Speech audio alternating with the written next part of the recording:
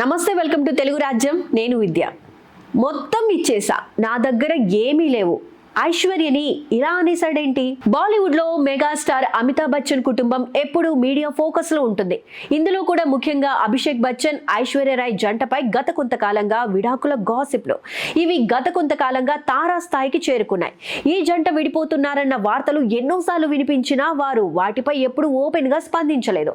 కానీ తాజాగా అభిషేక్ చేసిన ఓ భావోద్వేగ పోస్ట్ మరోసారి ఈ రూమర్లకు కారణమైంది. నాకు ఇష్టమైన వాళ్ళ కోసం అన్నీ ఇచ్చేసా, ఇప్పుడు నా దగ్గర ఏమీ లేదు, కొంతకాలం ఈ సమాజం నుంచి దూరంగా ఉండాలని నిర్ణయం తీసుకున్నా, నా కోసం టైం కేటాయిస్తా, నన్ను నేను ప్రేమించుకోవడం ఇప్పుడు నాకు చాలా అవసరం అంటూ అభిషేక్ చేసిన పోస్ట్ సోషల్ మీడియా స్టేటస్ ప్రస్తుతం వైరల్ గా మారింది. ఇందులోని ప్రతి పదం వెనుక ఒక లోతైన బాధ ఉందని నెటిజన్లు భావిస్తున్నారు. అభిషేక్ బచ్చన్, ఐశ్వర్య రాయ్ 2007 ఏప్రిల్ 20న వివాహ బంధంతో ఒకటయ్యారు. వీరి ప్రేమ కథ కూడా అప్పట్లో బాలీవుడ్ లో హాట్ టాపిక్ గానే మారింది. ఇద్దరు ధూమ్ 2, గురు వంటి సినిమాల్లో కలిసి నటించిన సమయంలో ప్రేమ మొదలై కుటుంబాల అంగీకారంతో వివాహం జరిగింది. వీరికి ఆరాధ్య అనే కూతురు కూడా ఉంది. ప్రస్తుతం ఆమె స్కూల్లో చదువుకుంటోంది. తాజాగా అభిషేక్ చేసిన పోస్టును నెటిజన్లు ఐశ్వర్యను ఉద్దేశించినవిగా భావిస్తున్నారు. అన్నీ ఇచ్చేశానంటే ఐశ్వర్యకే అన్నీ ఇచ్చేశాడా అంటూ కామెంట్లు పెడుతున్నారు.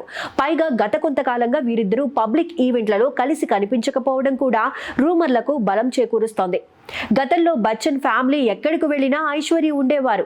కానీ ఇటీవల ఫ్యామిలీ ఫంక్షన్ లో ఆమె గైర్హాజరవుతూ ఉండటం ప్రశ్నలకు తావిస్తోంది. అభిషేక్ చేసిన ఈ పోస్ట్ కొత్తగా పుట్టాలనుకుంటున్నా అన్న ఆత్మ అన్వేషణలో టోన్లో ఉండటంతో అభిమానులు కూడా ఇదేంటి, అభిషేక్ పర్సనల్ గా ఆందోళనలో ఉన్నాడా అనే ఆవేదన వ్యక్తం చేస్తున్నారు.